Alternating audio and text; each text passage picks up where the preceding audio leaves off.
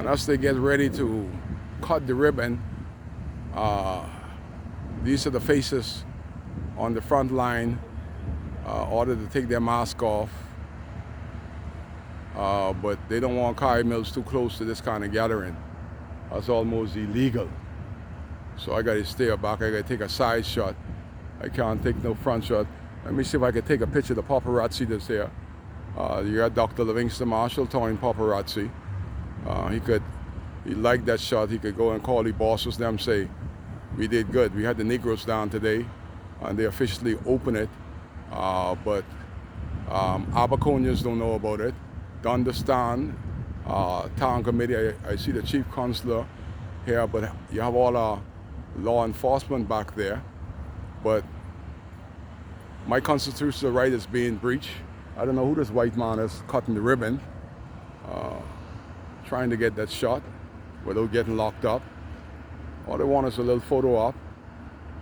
You know, the white man is there cutting the ribbon in Dundastan, but he's looking good and smiling because he's smiling all the way to the bank. So these Negroes ain't ought to make money. There we go. Everybody is pleased. But again, my member of parliament, Kirk Cornish, is being missing for 3 days. The Prime Minister's being here, the Deputy Prime Minister's being here, but officially we haven't seen Kirk Cornish. That ain't good. The people of Dundastan gonna know what's going on. As Dr. Marshall is in heaven now because he could direct the ministers back and forth. And you ask yourself, if they don't have that political power, could they go inside there and have drinks, eats, and all this good photo op? Would that happen? Ask the most honorable Prime Minister, Dr. Minnis. He can't even be a part of this.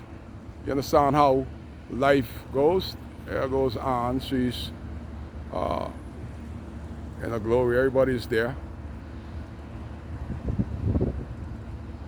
It's crazy, all this happening in Dundastan. But they're making sure that Kyle Mills stay at bay. That's these people from Bahama Fast Ferry. They're making more money in Abaco than they're making in all the islands collectively. Their first deal was a $25 million deal. Abacoans ain't got much of that. As the photo op continues, thank God for Zoom, I could zoom in. But the thing is anybody listening to the small man, as everybody goes back inside to get some tea and coffee from the plantation owners, and they're good. I can't do it. I've seen too much victimization, blatant victimization over 10, 15 years from these people to my people. But they're good. That's what's going on here in Abaco. Everybody is a stranger in my town. There goes custom and immigration. Kai is gone. As I was told to go on the sidewalk, they feel comfortable when I'm on the sidewalk, so I'm on the sidewalk. I'm in safe haven. But anyway, over there, it's a no-no. Just the other day, I was not even allowed on the sidewalk in Dundastan. So I definitely ain't gonna get inside there and if I was there, one of those fellas, I don't like too much of free things. If I was allowed to go inside there, as Dr. Livingston Marshall, oh, that fella's done so much stuff to Abaconians, and he's still there, acting like the head host Negro. I would never trust to eat or drink anything in there. And if I had my say, I would advise Chester Cooper. I like Chester Cooper. He's one of those likable fellas. I would tell him, boy, don't eat nothing out there. Don't trust nothing they give you. But that's what's going on here, live in the plantation. Today is Negroes Day. This is the first day that Negroes are allowed to go in there. Negroes are allowed to go in the door today. But after the day, you ain't gonna see too much Negroes going through there to use the bathroom or to have a drink, but we just settle for anything.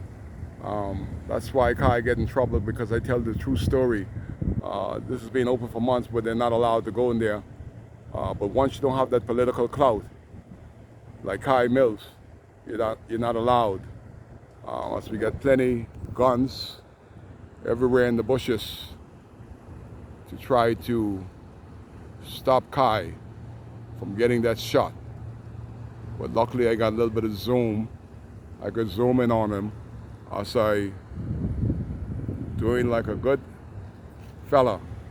My constitutional right have already been breached when they tell me stay on the sidewalks. This is private property. You're not allowed. But I don't see one sign. That's the entrance there. No private property sign there. Not a entrance right there. No private sign is on neither entrance. But the police tell me that it's on private property. And surely it got to be marked. But that's the entrance right there. But I was disallowed to participate in the opening with my ministers present. Unbelievable. But it's vexing to see that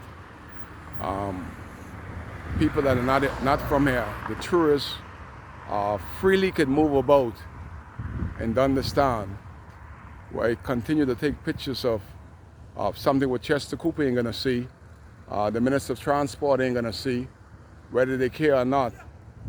They're not gonna see it because they're blinded by the success of everybody but Abaconians.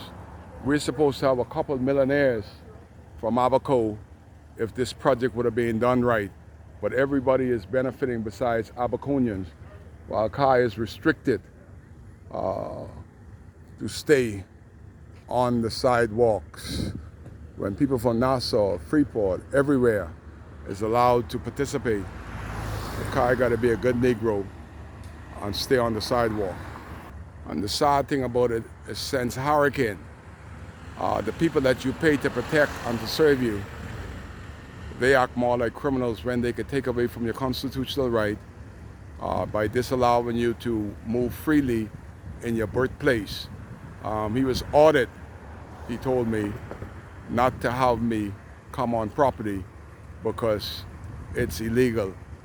That man right there, Dr. Livingston Marshall, that probably never had anybody born in Abaco, but he could walk around and understand freely. I'm an elected man and understand, but you're not allowed because you speak. Kai still cares.